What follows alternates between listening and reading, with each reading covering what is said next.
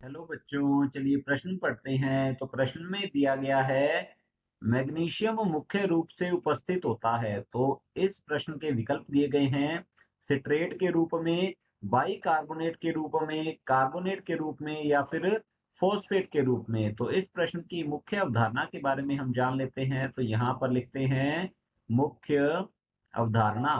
इस प्रश्न की मुख्य अवधारणा है हमारे पास पादपों में पादपों में खनिज पादपों में खनिज पोषण। पादप जो है यह अकार्बनिक खनिज तत्वों को मृदा से अवशोषित करते हैं आयनों के रूप में। तो हम यहाँ लिखेंगे पादप पादप अकार्बनिक अकार्बनिक खनिज तत्वों खनिज तत्वों को आयन के रूप में आयनों के रूप में आयनों के रूप में मृदा से अवशोषित मृदा से अवशोषित करते हैं मृदा से अवशोषित करते हैं। और यहाँ पर खनिज तत्व की बात हो रही है मैग्नीशियम की। तो हम जान लेते हैं मैग्नीशियम के बारे में।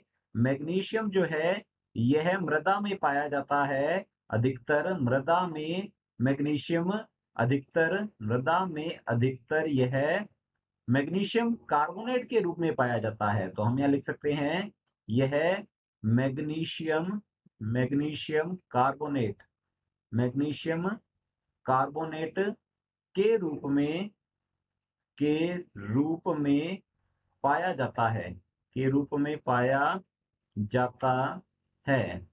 अब मैग्नीशियम कार्बोनेट का यदि हम रासायनिक सूत्र देखें तो यह होता है MgCO3। तो यहाँ लिखेंगे ये होता है MgCO3।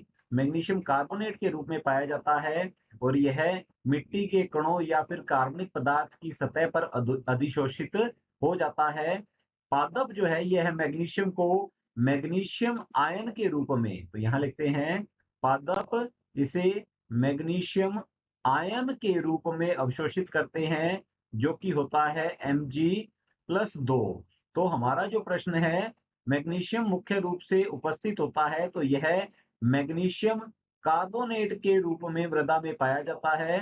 तो चलिए देखते हैं विकल्प की ओर। विकल्प ए दिया गया है सिट्रेट के रूप में, तो हमारा ए विकल्प गलत होगा। बी है बाइकार्बोनेट के रूप में, तो हमारा बी विकल्प भी गलत होता है। सी है कार्बोनेट के रूप में, तो हमारा सी विकल्प जो है ये बिल्कुल सही उत्तर है। और डी है फॉस्फेट के रूप में, तो हमारा डी विकल्प भी बिल्कुल गलत होता है। विकल्प हमारा सी बिल्कुल सही उत्तर है। आशा करता हूं आपको समझ में आया होगा। धन्यवाद।